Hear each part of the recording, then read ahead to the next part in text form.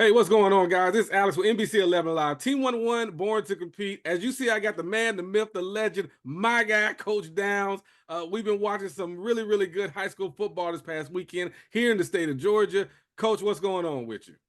Man, I'm in heaven on Christmas at least because we started up on football Wednesday, Thursday, Friday, Saturday. That was good All stuff. I'm looking now is Sunday football. It was good stuff, man. Well, let's go ahead and get straight into it. There were some big games going on. First, let's break it down. Milton beating Buford. Really good game. What's your thoughts of the game, Coach? Our 6A number one ranked against our 5A number one ranked. Milton lined up in 12 personnel. Ryan G and Ethan Barber on the field at the same time. That game right there, you two outstanding elite defense. The question I had was, can Milton handle that elite front of Buford? Buford had literally 15 scholarship players on defense. Well, they handled it, coach. Big night for running back TJ Lester against Buford. He broke 2 touchdowns, 1 was called back. But whenever Milton needed a play, they went to CJ Wiley over and over again. Sometimes it wasn't complete, but it's just the threat of it. And then late, they started going to Ethan Barber at 6'4", 245 pounds. They split him wide, like a wide out.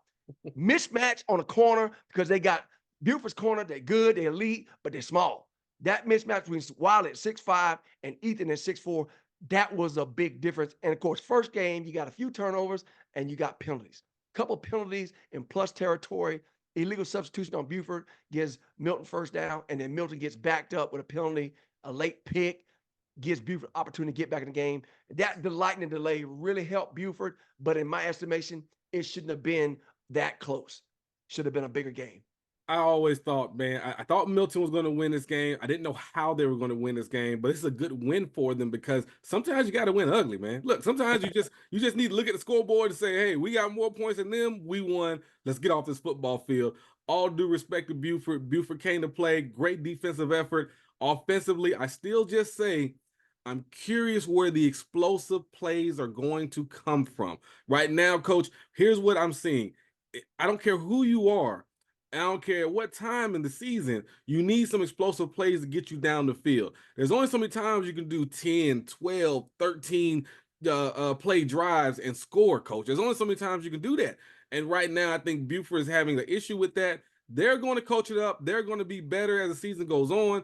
But until they fix that, it's going to be a little tough for them. They're hoping their defense travels long enough to go ahead and keep them in games and go ahead and help them win. So, again, Milton beats Buford. Fantastic game. One thing I do want to say, though, I want to say something. Braden Jacobs played well for them. He did a great job. I know he was the center of attention for good reason, coming from Buford, going over to Milton, but the young man played well. All right, game that you had a chance to see as well, Collins Hill versus Grayson.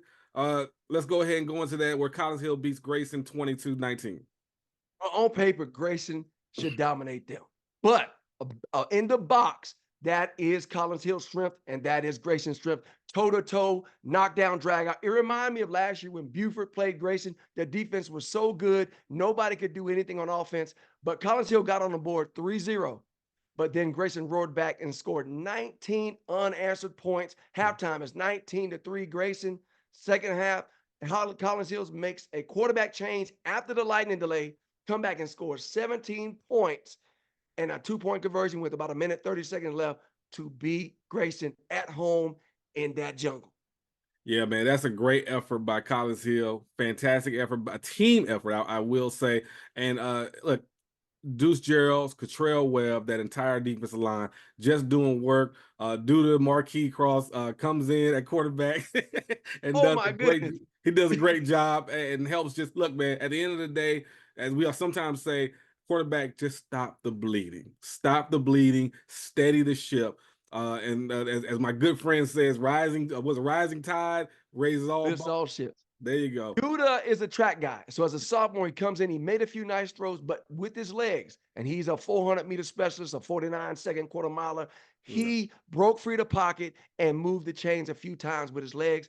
That was a difference. They hit that big tight end and transferred over from Decula. He's like 6'8" in the red zone for the 2-point conversion. That was the difference there. And look, my man, Tyler Atkinson was everywhere. I'm talking about he was making plays left and right. So, hey, Grayson's defense is like we expect. They are dominant. But in a wet, rain delayed nights, all those conditions, you got to give the hats off to Yeah. Connors here. They did a fantastic job. All right, another game. Walton beats Brookwood in a heck of a game in the Benz. It's not called the Dome. Just let everybody know, in the Benz. Your thoughts on that game, Coach? What did you see that stood out to you? Obviously, Walton is replacing a dynamic quarterback. The question is, what were they going to do without Jeremy Linsky? And they seem to find a way with that. They're always well coached, whether they going for it on fourth downs and trick plays, they're going to play sound football. And of course, Brookwood with Braden Tyson. I mean, this guy's 6'2", 245 pounds. They're running the rock, thump, a thump, a thump. He pounding that thing. And the question was, when would Walton find their stride? They found it. They got back in this game, and that was the difference. You know what I like what they did, Coach? I like a good coaching staff that can say, look, we don't have this type of player. We have this type of player. Here's what I mean by that, guys. Jeremy last year, pocket guy, he's going to throw it all over the field. That's his guy. That's his game. Different arm angles, all that kind of stuff. He's giving you Pat Mahomes vibes, all right? All different things he can do, right? Talking in the camera, all that kind of stuff.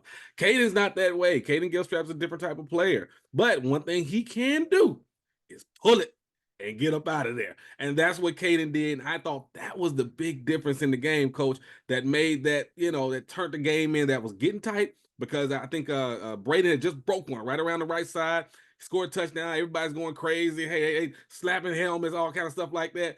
Clayton pulled that thing, got down the left side, ball game, basically ball game. And to me, in my opinion, I think Walton, in my opinion, I think that's what they did, and the adjustments that they made that helped them. And also, too, they were able to get to the quarterback a lot and make some big plays on him. All right, Newton versus Eastside. Eastside beats Newton. Oh, Newton. They came up short. Obviously, everybody's thinking Newton's going to roll through Eastside. It doesn't go that way. Eastside plays well. They run the ball, and run the ball, and run the ball some more. Being more physical than Newton, which Newton hangs their hat on that, and they were able to win the game. Coach, your thoughts on it? I remember a time that Newton County and Eastside both won the state track meet in their respective divisions. They got speed. Yeah. And they get that dude named Eric from Georgia that went to Green Bay, ran like a 10-2. And Zion Johnson from Newton County, he my dude, so quick, lightning quick. And I'm thinking this guy's going to run wild on Eastside. But Eastside, hey, they just bowed their neck.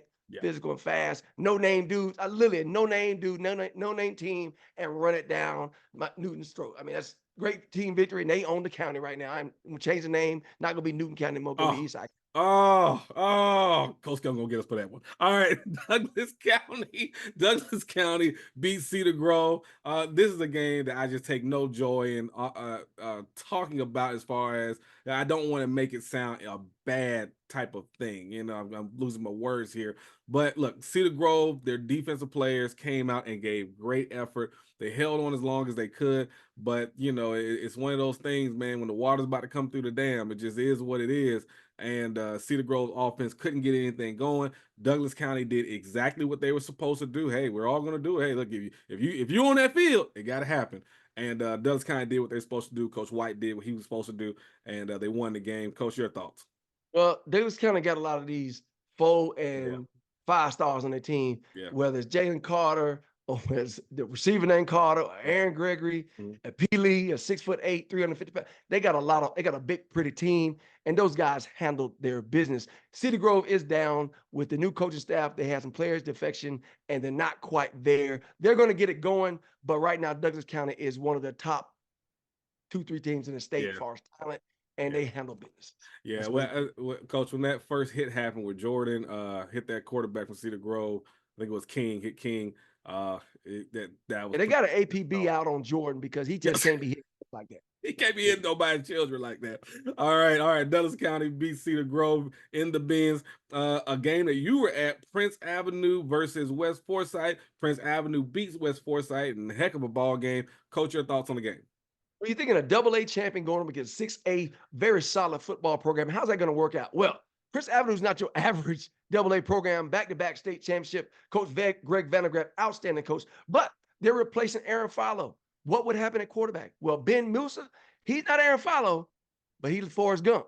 He rushes for 191 yards and 1 touchdown. And my freshman, Andrew Beard, the nephew of the Garrison Hurst, This guy rushes for 189 yards and 2 touchdowns. My man Christian Garrett holds down. They hold West Forsyth to 100 yards rushing, and they rush for 400 yards. And Hudson Hill on the kickoff return puts up 191 yards and a touchdown.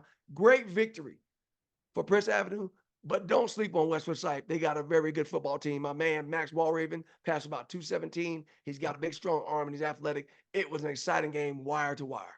Yeah, I was about to say that, man. Max Walraven, fantastic ball player. Here's the thing, though, what shocked me the entire game. You're calling me, we're texting each other. You're like, yo, Prince Avenue is running it, they're running the ball very well. And I'm like, what? Prince Avenue don't run the ball like that.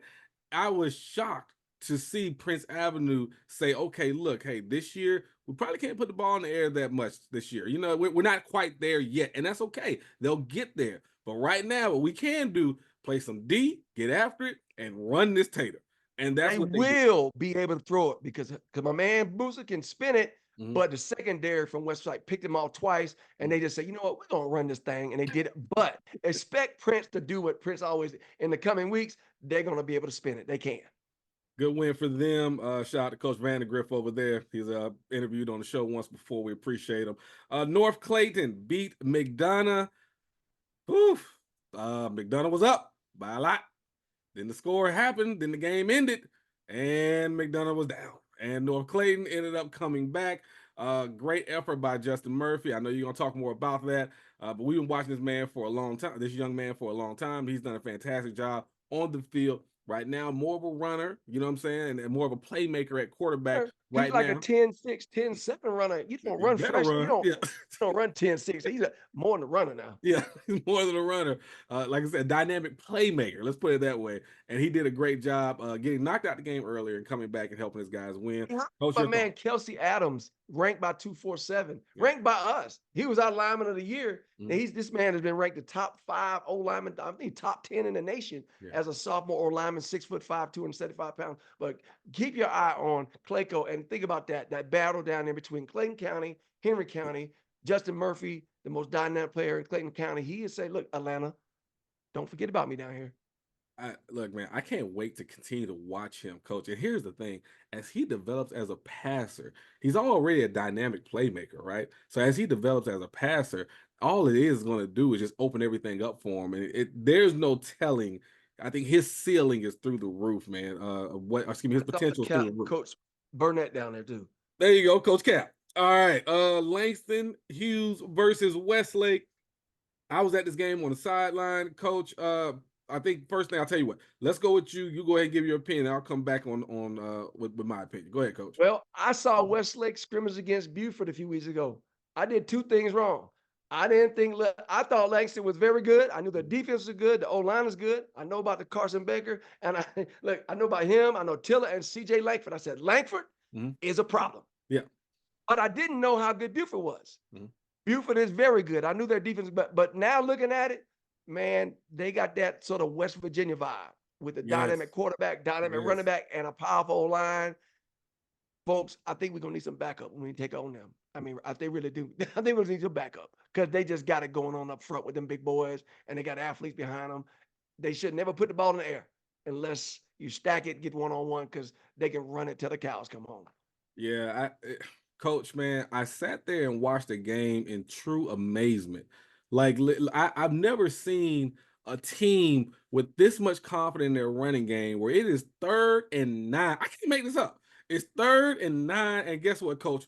We running it, and we coming down here, and boy, you get used to it all game long, and that's what they were able to do, man. Dontrell Glover, fantastic player, committed to Georgia, did a great job offensively and defensively. Of course, you can say he led his guys, but I'm looking at him right now, Coach, and I'm going to throw something out there crazy. I really believe this offense can run for 5,000 yards in the season. I really believe it. If they do it, they got a chance to improve their chances to get to the 15th game and win it. Because here's the thing I'm going to say. I don't know how the brackets work out, so don't leave me alone right now with all that. But all I can say is them playing Thomas County Central or them playing Milton, if they can run the ball and control the clock, They got a chance, coach. All right, wait. I'm the defensive coordinator for all the other teams this year. Okay. All right. Don't play man-to-man against them because if your DBs take off running with a receiver, the quarterback is going to be running behind them. Right behind you. Rush him because if you rush him, he's going to break the pocket. So if he drops back to pass, don't blitz, and don't go man-to-man. All right, that's my There you go. There you go. Yeah, see, and that's the whole thing, Coach. C5 is the ultimate joker here, right? He's the ultimate joker. Talking about playing spades, having cards, guys. Not calling him an actual joker, but he's the ultimate card here, the ultimate trump card. Because again, if you're playing man to man, you turn your back, he's gone. If you say, "Hey, we're going to zone this thing up," he's just going to give it to his receivers, or they're going to do the smart thing, run the ball. That's what they're going to run the ball. So you're going to have to pick. I don't know what you do. You got to pick a poison, and you better score points. Small cliff note, though.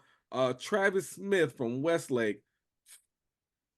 Coach, him and C.J. Wiley are battling right now for the #1 receiver in the state of Georgia. And I will say this.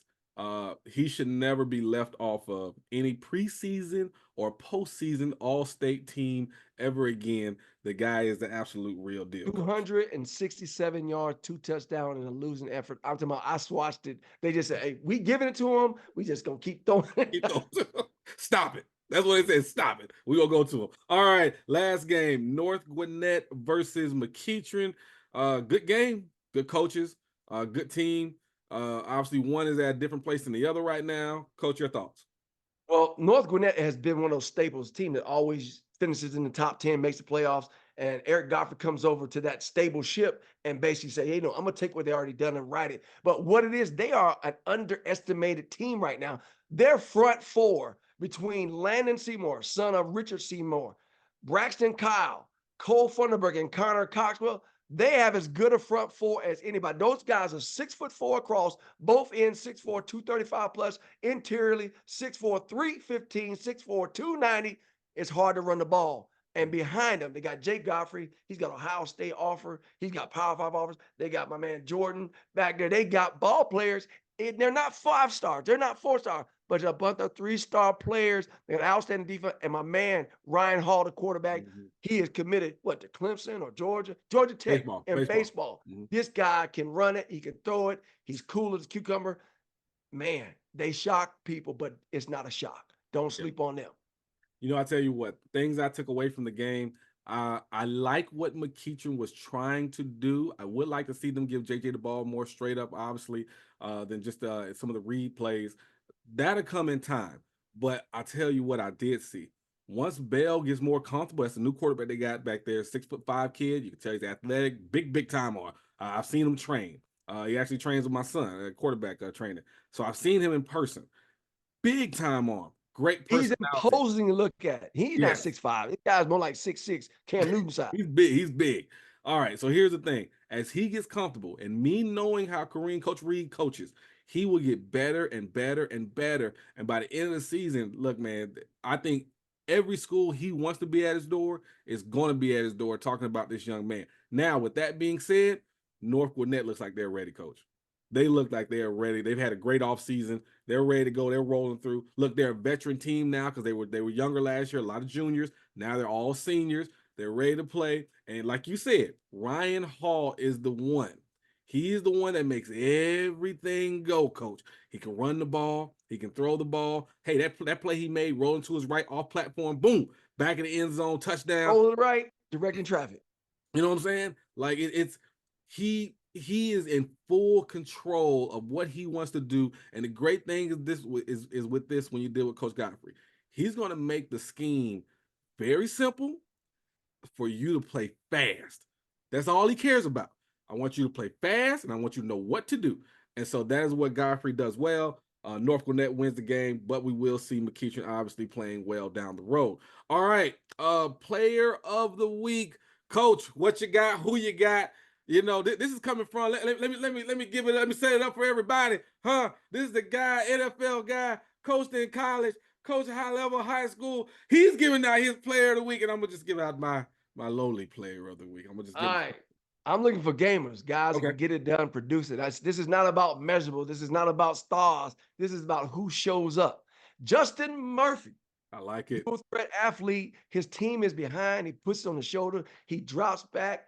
He takes off, makes 2, 3 people miss, and leads his team to victory. This is a guy that you keep your eyes on. This is a Power 5 player. Whether he's a quarterback or whether he's a DB or a wideout, he's a Power 5 player, elite athlete, 10 foot, 10'6", 10'7", 100-meter guy. He is my offensive and my player of the week. The other guy, I got one more.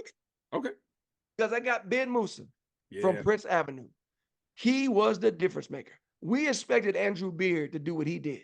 But Ben Musa, I mean, he can spin it, but this guy put his team on the shoulder, 191 yards. He broke the back of West Forsyth in that game of the night. Young guy, sophomore quarterback, getting it done. Ben Musa in the victory over West Forsyth. I like him. Guy, I'm going with Dontrell Glover from Langston Hughes, led that offensive line, helped lead that rushing attack, did a fantastic job. And then, hey, look, he comes on the defensive side, coach, and he gives you some really, really good reps on that defensive line and helps for the pretty much for the most part stifle that just amazing passing attack that Westlake has. They were trying to get it going with some balance. Dontrell was in there giving them some good reps. My other one goes to that Milton defense. How about this, coach? I ain't never heard that sound come from Milton. That's all I heard come from Milton. The running back from Buford came up in that hole. That's it. I saw him on his back, Hayden, coach. hey, coach, you got to have his name. Hayden Tamia, the linebacker. A throwback. Billy. I look. I know you for years. I know I'll kill your last name. Lovato. Billy had a big hit. The safety, the young sophomore safety comes down, have a big hit. Like they had guys out there smacking, coach. And I had never ever seen Milton play like that before. Even in their state championship years, what was last year? It was a year with Yates, Jordan Yates was that quarterback. Never seen their defense look like I that. thought them suburban boys was soft. But they ain't soft. Coach, Okay. hey man, I don't know what Coach Reeves doing up there, boy. He feeding them firecrackers or something, man. He doing something because when those young men came downhill, they were trying to knock somebody out. And what I loved even more about it, Coach, they raised their energy, they raised their aggressiveness to match Buford, and that was the key, Coach. That was the key. Buford came out energy, high energy. They trying to smack people around. Milton said, hey, hold my Gatorade. I'll be right back. I can match it. This what we doing? No problem. I'm here for all of it. And they came and matched that energy, and I was blown away how Milton's defense did. So those are our those are our players of the week. And then also, Coach, team of the week. I feel like I know where you're going with it. Who you got, Coach? And we were just talking about bully ball, and Buford Yeah. plays a lot of bully ball. Yes. But let's talk about the ultimate bully ball team, and that's Grayson. They wants to intimidate you, hit you in the mouth, make you like it, and break your will. Yeah. Well, the Collins Hill Eagles stood in there and said, "Brother, you playing my game. That's my son." Collins Hill, 20-19, come back to victory, coming back 17 unanswered points in the second half, playing that same song, that bully ball, like that. Collins Hill Eagle, you are my team of the week. All right, team of the week. I have to go with Eastside, man. Come on now. Newton County, a good team, well-coached team, but Eastside owns the day. They said, hey, we're going to get physical. Like you said, it may not have been necessarily bully ball, but we going that way and you in our way. And so that's what it's going to be. And that's what Eastside did. Shout out to Coach Jay. Coach Jay, I don't want to say your last name because I'm going to tear it up every single time. I've torn it up for years. I apologize. I'm going to just roll with Coach Jay. You know who you are. So hey guys, that is our show for this week. Excuse me, for today. We appreciate you guys tuning in. Look, man, for all the guys that came on the winning side, congratulations to you. For all the guys that came on the side that didn't want to come on, it's okay. Hey, man, next week's gonna come. Got another game to play. All right, make sure you catch us NBC 11 Live, Team 1-1. Friday nights after the game for the highlights and the recap and all that kind of stuff with Maria as the host, and of course us, Born to Compete, the #1 segment in the country. Take care, guys.